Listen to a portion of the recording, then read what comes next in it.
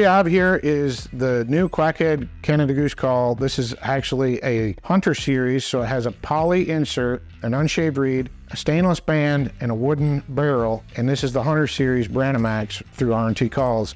And you can get this at Bass Pro Shops and Cabela's. So we're utilizing this call here. This is an entry-level call, but it's going to produce all the sounds that sound like a Canada Goose. And I recommend, you know, an entry-level call for people that are just getting started, because it gives you the opportunity to get into a less expensive call, but one that's completely capable of making all the sounds, and you can learn how to master the basics. So this call is going to be comprised of several different parts. You've got the insert, you've got the barrel, and then you've got the gut system. The gut system has a wedge and then a reed that is sandwiched in between the wedge and tone board. Now, how to take care of these calls, you're going to want to take, it's not like a duck call where you've got a cork in it, so the cork's not going to smash down or swell up. They should stay relatively consistent, but what the problem becomes is you throw this in your bag, there's dirt, stuff gets underneath the reed. All you need to do is take the call out, run this underwater, clean that out. You can take a little piece of dental floss or a dollar bill and get underneath there and get all the dirt out. That's really the only maintenance that you need to do, other than it's nice if you can put this in a separate baggie or compartment so it doesn't get dirt in it. You don't need to take them apart and leave them apart to let them dry out. They're fine. But once you get into retuning these things, short reeds are notorious for getting bubble cracks on the wear edges where they drop into the tone channel going up and down, so they'll only last a certain amount of time. And that's why I always recommend beginners and people that don't hunt, even I don't even use shaved reeds in most of my goose calls, because they're going to last longer. The more times you start shaving on a reed, the shorter the lifespan is going to be on them.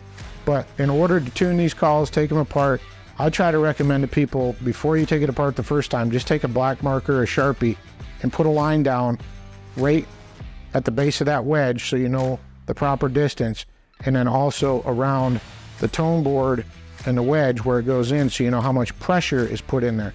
Because there's several different things that are going to dictate how this call is going to sound. One is the length of the reed that's showing, and two is how much pressure you put on that wedge pushing down. The more pressure, the farther you push that in, the more pressure you put in there, the less bottom end that call is going to have, but it's going to have a sharper top end. Now, conversely, the less you push that set of guts in there, the less pressure is on there, the more bottom end of the whoa, whoa, whoa sound it's going to have, but it's not going to have a real hard crack on the top. And now everybody has a different personal preference.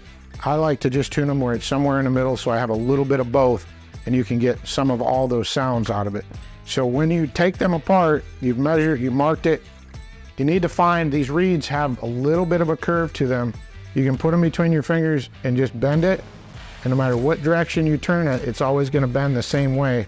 Or this isn't a very good flat surface, you can put it on a flat surface and it'll either spin on the center if the curve's up, but if the curve's down, it'll spin on the end. So you always want the curve up on these short reed goose calls, and you always want the tip of the reed to go into the very tip of the tone channel. And when it's on there, I'll lay my wedge down, and then I'll get it to where it just goes, you push down on it, and the tip goes just in there, and then I'll place it into the call, get it where I want it to, and then tighten it up and then blow it. So I take this one apart here. So when I push the guts in, I get it to a certain point, I want to check it, make sure that reed tip is just going in there. It's not, you'll hear it if it's not, it'll start catching, it'll grab it on the sides, and then you want to push everything in together into the call, and then give it a test run and blow the call and see how it sounds.